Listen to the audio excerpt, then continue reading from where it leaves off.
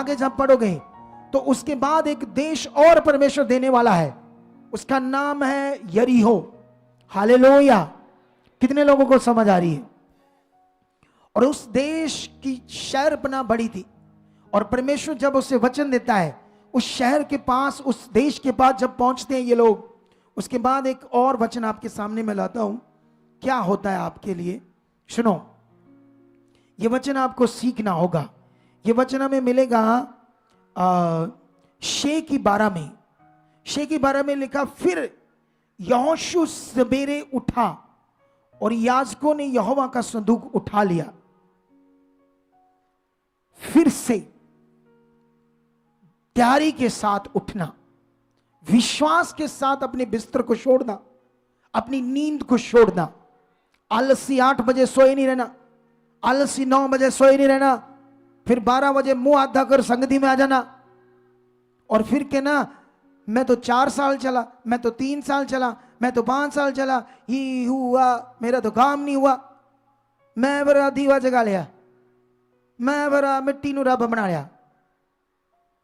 बोलो, क्योंकि सीखा नहीं करना क्या था। कौन है वो सर्वशक्तिमान, वो जीवित परमेश्वर जो सब कुछ करने की सामर्थ्य रखता है। बाइबल कहती है परमेश्वर उन्हें वचन देता है और जल्दी उठकर वो पूरा करते हैं।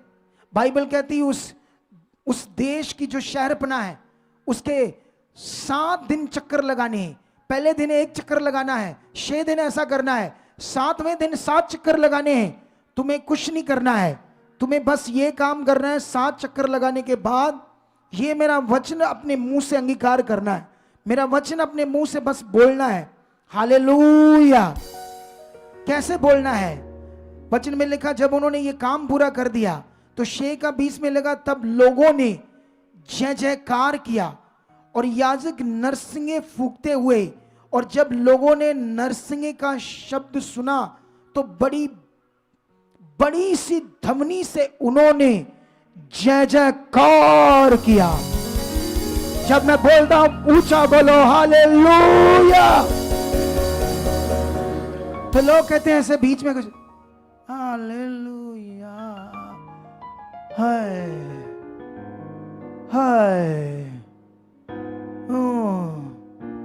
ऐसे करते कुछ लोग। फोकस नहीं है। उन लोगों ने वर्ड पूरा किया, उन्होंने जीत का जय जयकार किया। जीत हमारी है, धन्यवाद खुदा, तेरा वचन पूरा हुआ। उन्होंने वचन पूरा करके धन्यवाद किया, और बाइबल कहती एक मन होकर, एक चित्त होकर उन्होंने जय जयकार जीत के वचन को बोला, और नीचे से परमेश्वर की शक्ति का वो प्रभाव काम करता, और दीवार टूटना शुरू हो जाती है। बाइबल कहती है वो दीवार टूटना शुरू हो जाती है। क्या जरियो की दीवार की तरह बने हुए हालात, वो कैंसर, वो किडनीज के रोग, वो हार्ट डैमेज, वो रीढ़ की हड्डी डैमेज की तरह हालात, क्या तुम्हारे यजकार करने से क्या नहीं टूटेंगे? वो हालात वो टूटेंगे, वो सामर्थ काम करेगी। सोच कर देखो एलिया का टाइम, सोच कर देखो कैसे बाल के नबियों के सामने, शैतान के नबियों के सामने वो चैलेंज करता है कि आज पता चल जाए यहोवा परमेश्वर है या बाल। वो कहता है वेदी बनाओ, उस पर बलि रखो, जो आग को आसमान से ले आएगा वही इस दुनिया का परमेश्वर होगा। हालेलुया। सोचो इसके अंदर ये कैसे बलवंत था, उसकी सामर्थ्य से, कैसे उसकी शक्ति के प्रभाव से ये बलवंत था एलिया, कि उसकी पावर से आसमान से आग ले आया, और उस जो बलि थी उस आग से जली, आग उठा कर ले गई, और उसके बाद 400 नबियों का वह नाश करता है जो शैतान के थे। हालेलुया। कितने लोगों को यह बात समझ आ रही है आज? फायर एंड पावर, ये 2 अलग अलग शब्द है। क्रिश्चियनिटी में ये कंफ्यूजन का विषय है क्रिश्चियनिटी में इसको एक ही शब्द मान दे, फायर एक अलग चीज है, पावर सामर्थ एक अलग चीज है। जब एलिया आग को लेकर आया तो पावर से लेकर आया। जैसे तुम्हें कोई गाड़ी चाहिए, मर्सिडीज गाड़ी लेकर आए, तुम किस चीज से ले आए? तुम्हारे पास पैसे थे बहुत, उन पैसों के कारण तुम किसे ले आए हो? बोलो, किसको ले आए हो? मर्सिडीज गाड़ी को। अगर पास तुम्हारे पैसे नहीं है तो तुम कैसे ले आओगे मर्सिडीज गाड़ी को? अगर तुम्हारे पास पावर नहीं थी, एलिया के पास पावर नहीं थी, तो वो कैसे लेकर आ सकता था परमेश्वर की आग को? हालेलुया। जब मैं भी सामर्थ को रिलीज करता हूं तब शैतानी आत्माओं पर आग काम करती है। वो आग शैतानी आत्माओं के लिए, ताकि वो जले। वो पावर तुम्हारे ऊपर काम करती है ताकि उस पावर से तुम हील हो जाओ, उस पावर से तुम खुल जाओ। तुम्हारे अंदर एक पावर काम करे, उस पावर से भरे हो। अगर तुम पावर से भरे हो तो तुम्हें सत्संग में कभी नींद नहीं आएगी, तुम झपकियां नहीं मारोगे। अगर तुम्हारे अंदर पावर भरी है, तुम पावर से भरे हो। अगर तुम्हें बैठे बैठे नींद आ रही है तो नेगेटिविटी, दुष्ट का गंदा प्रभाव तुम्हारे ऊपर काम कर रहा है। वो कभी भी तुम्हें यहां से तोड़ सकता है, कभी भी तुम्हें वो कहीं लेकर जा सकता है, फिर वो तुम्हें फंसा सकता है अपनी जुक्ति में, तुम्हें नष्ट कर सकता है, तुम्हें मार सकता है, तुम्हें हालातों में खत्म कर सकता है, तुम्हें परमेश्वर का विरोधी बना सकता है। अगर तुम्हें नेगेटिव प्रभाव तुम्हारे अंदर काम करता रहा, जैसे परमेश्वर की सामर्थ्य का प्रभाव है, ऐसे शैतान की नेगेटिव पावर का भी प्रभाव है। अगर वो तुम्हारे ऊपर काम कर रहा है, तुम जल्दी से नहीं आते, टाइम से नहीं आते। मैंने बताया था थर्सडे को, वो पावरफुल विषय था। उसमें मैंने एक हथियार बताया था, आत्मा की तलवार, जो परमेश्वर का वचन है, ले लो। हालेलुया। परमेश्वर जब दूसरे देशों में लेकर गया अपने लोगों को, वो देश दिए, देश जितवाए। तुम्हें दूसरे देश में लेकर जाएगा कमाने के लिए, पैसे, चीजें। तुम वहां भूल जाओ, संसार में चले जाओ। बीज बोने के चक्कर में मिनिस्ट्री से कनेक्ट मत रखो, कम रखो, कि अगर ज्यादा रखेंगे तो फिर ये पूछेंगे तुम्हारा बीज कहाँ है, तुम्हारे बच्चों का बीज कहाँ है, तुम अपने बीजों को क्यों नहीं बो रहे? वो परमेश्वर का वर्ड है, वो आत्मा की तलवार है। अगर तुमने वो तलवार छोड़ दी तो शैतान के सामने तुम हार जाओगे। लेकिन उन्हें इस वचन से कोई मतलब नहीं होता। उनका शारीरिक जीवन अब काम कर रहा है पैसों के ऊपर। वो सोचते हैं हमने बड़ी मेहनत से कमाए हैं, हमें यहाँ दिहाड़ियाँ लगानी पड़ती है, शरीर हमारा टूटता है, और 10% हम मिनिस्ट्री में भेजें। अरे हमने 3 लाख कमाया बड़ी मेहनत से, महीने का 4 लाख कमाया, इतनी बड़ी रकम 40,000 भेजे। हवा हवा हवा, हाँ मर जाइए तो अड्डी इतनी बड़ी रकम। इससे अच्छा मैं साइड पर हो जाता हूं, इससे अच्छा मैं ज्यादा मतबल नहीं रखूंगा मिनिस्ट्री से। ये शारीरिक जीवन है। तुमने आत्मा की तलवार को छोड़ दिया। यही पॉइंट मैं समझा रहा था। बहुत सारे लोग ऐसा करते हैं, उन्हें परमेश्वर का वर्ड, परमेश्वर के शक्ति का प्रभाव, परमेश्वर की इच्छा, आत्मा की तलवार को चलाना समझ नहीं होती। कितने लोगों को यह बात समझ आ रही है? हालेलुया। तुम्हारा टाइम से पहले आना यह भी एक वचन है, यह भी एक आत्मा की तलवार है। तुम तभी, आत्मा की तलवार तुम्हारे अगर हाथ में, जब तुम वचन पूरा कर रहे हो। अगर वचन तुम्हारी जिंदगी में पूरा हो रहा है तो शैतान के सामने तेरी तलवार चल रही है, आत्मिक तलवार चल रही है। उसकी ऐसी की तैसी के वो तुम्हारे ऊपर नेगेटिव प्रभाव बना सके। अगर तुम बीज बोने वाले हो, अगर तुम संगति से टाइम से आते हो लेकिन कुड़कुड़ बड़ा करते हो, तुम मन बड़ा खराब करते हो, तो इस बीच में भी तुमने अपनी तलवार, वो वचन नहीं पकड़ा। बात याद रख लो। कितनों को समझ आ रही? कुछ लोग बीज बोने में ठीक होते हैं, संगति में आने में ठीक होते हैं, लेकिन कुड़कुड़ बड़ा करते हैं, मन बड़ा खराब करते हैं, कुड़कुड़ बड़ा करते हैं, कभी ना कभी नेगेटिव सोचते रहते हैं। खुलकर नहीं जीते परमेश्वर के साथ, खुलकर अपना मन नहीं बना पाते। कितनों को बात समझ आ रही है? हालेलुया। सवाल यह है, फिर कैसे उसकी शक्ति के प्रभाव में बलवंत हो? कैसे उसकी शक्ति के प्रभाव में बलवंत बने? तो सीख लो, प्रेयर लाइफ से तुम उसकी शक्ति के प्रभाव में बलवंत बनना। प्रार्थना की लाइफ, आज्ञाकारी, वफादारी, वचनों पर चलना, आज्ञाओं को मानना, संगति में लगातार रहना, टाइम को सामने रखना, पवित्रताई में ध्यान रखना, पवित्रताई में चलना, हर एक वचन को पूरा करना, यह है आपका उसकी शक्ति के प्रभाव में बलवंत बनना। इसको आज से सब बातों को ध्यान से करना शुरू कर दो, ध्यान से। फिर देखो तुम्हारे अंदर कैसे उसकी शक्ति का प्रभाव, कैसे उसकी शक्ति के प्रभाव में तुम बलवंत बनते। ऐसे ही नहीं नबी आग को ले आए, ऐसे नहीं समुद्र उनके सामने दो भाग हो गए, नदियां दो भाग हो गई, वहां पर अगुआ, याजक, कलीसिया एक मन थे। अगर तुम आज मेरे साथ एक मन हो, अगर तुम्हारे हाथ में ये तलवार का ये वचन है सुसमाचार देना, क्या वहां वो तलवार का वचन सुसमाचार की बात होती है? तुम में से कितने लोग कभी सुसमाचार देते ही नहीं, कभी नहीं निकलते, कभी किसी को परमेश्वर की गवाही नहीं देते कि वो जिंदा है, वो काम करता है, वो तुम्हारे इस दुख को दूर कर सकता है, तुम्हारी इस प्रॉब्लम को दूर कर सकता है। कभी इस वचन की तलवार को यूज नहीं किया, सुसमाचार वाले वचन को, सुसमाचार वाली तलवार को नहीं चलाया। किसके सामने? शैतान के सामने। लेकिन ये तो पूरा करना था। कितने लोगों को बात समझ आ रही है आज? क्या तुम आज से रेडी हो?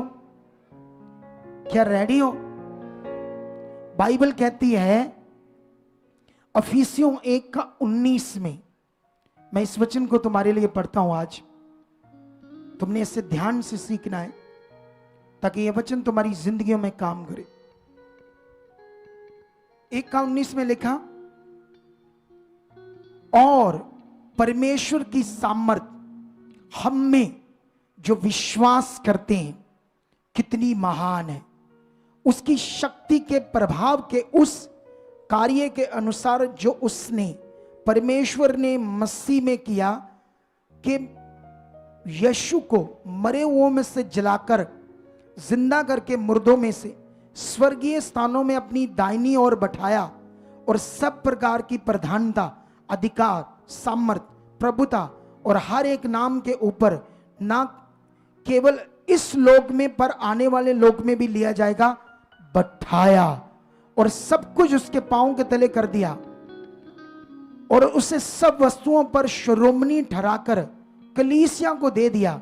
ये उसकी देह है और उसकी परिपूर्णता है जो हम सब में सब कुछ पूर्ण करता है। हालेलुया।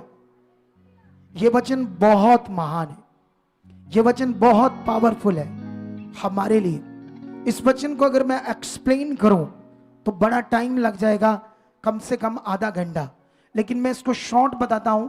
इस थर्सडे मीटिंग में मैं तुम्हें इसका बड़ा वाला एक्सप्लेन समझाऊंगा। हाथों को उठाओ और बोलो, खुदाबंद मैं तेरी शक्ति के प्रभाव में बलवंत बन चुका। आज तेरा आत्मा टच कर रहा है। आज तेरा बोया हुआ बीज वचन का मेरा मन अच्छी जमीन है, इसमें बोया गया है। 60 गुना, 30 गुना, 60 गुना और 100 गुना, ऐसे लिखा है वचन का फल लाने के लिए। ये कलीसिया के ऊपर वचन है। इसको अभी मैं साथ में उस दिन एक्सप्लेन करूंगा। 30 गुना, 60 गुना, 100 गुना फल लाए। विश्वास करो, वो बीज वचन का आपकी जिंदगी में काम कर रहा है। आत्मा आपको खोल रहा है, आत्मा आपको टच करा। अंगीकार करो, पवित्र आत्मा मुझे टच कर रहे हो।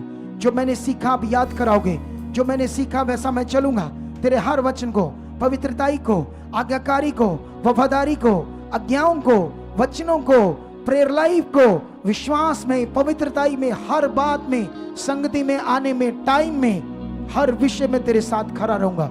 शू मुझे, टच कर मुझे, टच कर मुझे, touch in the Holi spirit, in the Holi spirit. सुनो यहां पर क्या है। यहां पर वचन कहता है, तुम जो अब उस पर विश्वास करते हो। विश्वास करने का मतलब होता है जो वो कहता है करना। उसकी इच्छा से बाहर ना जाने वाले को विश्वासी कहते। विश्वासी का मतलब होता है उसके वचनों को पूरा करने वाला, पवित्रताई में चलने वाला, उसके साथ चलने वाला, उसको कहते हैं बिलीवर, विश्वासी। जो विश्वास कहता है मैं करता हूं पर उसके साथ नहीं चलता, उसको विश्वासी तो कहेंगे लेकिन दोगला कहेंगे, उसको परफेक्ट नहीं कहेंगे। लेकिन बाइबल में लिखा जो विश्वास करते हैं उनमें परमेश्वर की शक्ति का प्रभाव उस कार्य के अनुसार काम करता है कि उसने इतना बड़ा काम किया मसीह में कि उसको सब सामर्थ प्रधानता हर एक चीज के ऊपर श्रोमणी ठहराया, उसके नाम को ऊपर बैठाया। सब कुछ इस दुनिया का हर चीज यीशु मसीह के पांव के नीचे कर दिया और कलीसिया को दे दिया। और कलीसिया का सिर है यीशु और कलीसिया उसकी देह है। ये इतना बड़ा इसका एक्सप्लेन है तुम्हारे लिए, ये इतना बड़ा वचन है तुम्हारे लिए जो तुम्हें समझना है कि तुम एक्चुअली में हो कौन और हम कर क्या रहे हैं। लेकिन मेरा विश्वास है जितना तुमने सीखा है इसको पकड़कर आज से उसकी शक्ति के प्रभाव में बलवंत बनते जाओ, तुम साफ होते जाओगे। जितना तुम प्रेयर में, मीटिंग में आने में, सुसमाचार में, लोगों को बचाने में, उसकी सेवा में, लंगर लगाने में, इधर की सेवा, लोगों की सेवा, जैसे अभी एक क्रूसेड है हमारा राजा सांसी में, क्या है, एक मीटिंग है, रिवाइवल, बड़ी मीटिंग। सुनो दे, देखो ध्यान से, वो जो मीटिंग है वो एक जय का उत्सव है। जैसे तुम संसार में मेलों पर जाते थे ना, कहीं मेला आ गया, वहां मेला आ गया, वहां मेला आ गया, खुशी से जाते थे क्योंकि घर में रहते तो एक दिन 2 महीनों में, महीने में 2 महीनों में कोई मेले जाते थे, संसारिक मेले, तूतियां बजाते थे, आंखें फाड़ फाड़ के बुढ़ियां बंदे एक दूसरे को देखते थे, पाप करते थे, गंदी चीजें करते थे मेलों में जाकर। लेकिन अब ये जय का उत्सव और पवित्रताई का त्योहार है तुम्हारे लिए। ऐसा उत्सव है तुम्हारे लिए कि तुम्हारा हर बंदे का बनता है काम करना कि वहां पर पहुंचे और लोगों को सुसमाचार देकर अपना 500, 700, 800, 1000, 1200 खर्चो, 10 लोग, 12 लोग, 15 लोग, कोई मसीह में है, दुखी है, कोई संसारिक है, बीमार है, सताया है, उसको बोलना वो जीत का उत्सव है, तुम हील होकर आओगे। और ऐसी एक प्रेयर है उसके लिए आज रात से वो प्रेयर स्टार्ट हो जाएगी। इस मीटिंग के 2 घंटों के बाद वो स्टार्ट हो जाएगी प्रेयर उस मीटिंग के लिए, उस रिवाइवल मीटिंग के लिए। ऐसा शक्तिशाली प्रभाव काम करेगा। अगर तुम 10 साल से प्रभु में हो तो तुम्हारे ऊपर वो प्रभाव ऐसा काम करेगा कि 10 सालों का चलना एक दिन में पूरा कर देगा खुदावंत। ऐसा प्रभाव तुम्हारे ऊपर लाएगा। क्या तुम रेडी हो? तुम, कई लोग बोलते हैं यस, कई लोग ऐसे होते हैं दिमाग के, यस भी बोलते हैं, फिर अपनी बुद्धि, फिर बात ना सुनना, फिर उठना, ओ खदा लंगर ओ गया करानो, कोई ध्यान नहीं, कोई बात नहीं, कोई आज्ञाकारी नहीं। लेकिन मैंने बताया कि अगर आज्ञाकारी नहीं, वचन आज्ञाकारी, उसकी इच्छा नहीं है, तो फिर शैतान का प्रभाव काम करेगा, परमेश्वर की शक्ति का प्रभाव काम नहीं करेगा। लेकिन इस बार फैसला ले लो, राजा सासी मेन रोड पर पुराना अड्डा दाना मंडी में ये रिकॉर्ड तोड़ मीटिंग होने वाली है। हीलिंग का दरिया बहने वाला है वहां, हीलिंग का दरिया। कोशिश करो मसीह में जो लोग परेशान हैं, बीमारियों में, हालातों में, मंचों पर पड़े, संसार में आपके घर के पास 30-40 घरों के आसपास तुम्हें पता होता है कौन है, जो तुम्हारी रिश्तेदारी में इधर उधर तुम्हें पता है, ये सेवा करनी है तुम्हें। तुम लोगों ने आज यहां वहां टीम लगा देना। जैसे ही मैं मास प्रेयर खत्म करूंगा, लैंड होगी, वहां 4 लड़कियां और 3 लड़के खड़े कर दो और उनके हाथ में 500 वो दे दो, या 200, 300 उनके हाथों में पैम्फलेट दे दो उस मीटिंग के। और आपने विश्वास करना, मैं 20 लेकर जाऊंगा, मैं 20 लोगों को लेकर आऊं। अगर तुम्हारा विषय 2 दे दे 2, वो बाइबल में कहती है, बाइबल कहती है कि प्रभु यीशु मसीह ने एक दृष्टांत दिया तोड़ों का। एक मालिक दूसरे देश में जाता है और अपने सेवकों को, एक को 10 तोड़े देता है, एक को 5 और एक को 1। बाइबल कहती है जिसको 10 तोड़े दिए उसने 10 के साथ 10 कमाए। उसने कहा, जब उसने 10 कमा कर दिए उसने कहा, हे मेरे अच्छे दास, आ बैठ मेरे साथ भोजन कर और मैं तुम्हें और भी चीजों का अधिकारी बनाऊंगा। ये सुसमाचार के लिए वचन है। ये वचन तोड़ों का सुसमाचार के लिए। जिसने 5 के साथ 5 कमाए उसको परमेश्वर ने कहा, आ मेरे खरे और वफादार दास, मेरे साथ बैठ, खा पी भोजन कर, मैं तुझे और भी चीजों का अधिकारी बनाऊंगा। बाइबल में लगा जिसको 1 तोड़ा दिया उसने जाकर उसको दबा दिया। जब स्वामी आया कहता तू कठोर था, तू कठोर स्वामी था, मैं डर गया, मैंने तेरा तोड़ा दबा दिया, मैंने इसके साथ कुछ नहीं किया, ये ले तेरा तोड़ा। वो कहता है आलसी नकम्मे दास, इसको बाहर उस अंधकार के कुंड में डाल दो जहां रोना और चीखना है, क्योंकि ये वफादार नहीं। तुम क्या बनना चाहते हो? ये वचन आत्मिक है, आत्मिक लोगों के लिए। शरीर के लोगों को समझ नहीं आएगी। तुम्हारा सबसे बड़ा दुश्मन है शारीरिक जीवन। शारीरिक जीवन वाला एक भी बंदा आज पैम्फलेट नहीं लेकर जाएगा। जो शारीरिक जीवन में होगा, जो परमेश्वर से प्यार करता होगा, जो उसकी इच्छा पूरा करता होगा, चाहे ये बंदे बैठे उठे ले असी ते बड़े खास हैं, साडे लिए थोड़ा, बेचारे नवे नवे आए, इन्हों बेचारियों को जरूरत है, हुण तो असी बड़े अगे चले गए। खुश भी नहीं, इसको खुश भी नहीं कहते। ये उदाहरण दी किसी के लिए। हालेलुया, सीखने वाली उदाहरण। ला बहन मुझे दे 25, निकालो पैसे, निकालो गाड़ियां, लेकर जाएंगे, प्रभु का वचन पूरा करेंगे। कितने लोग तैयार हैं? खाना वहां बहुत होगा। तुम्हें 3 बजे 4 बजे लोगों को लेकर आना होगा ताकि खाना खाकर टाइम से बैठ जाओ। जितना तुम लेट आओगे उतना पीछे बैठोगे। जितना तुम लेट आओगे हो सकता है कुछ चीजें बाद में खाना बंद करना पड़े, क्योंकि हम संगति दिखाएंगे या लोगों को खाना खिलाएंगे। इसीलिए खाना 3 बजे स्टार्ट हो जाएगा। तुम्हारा मन है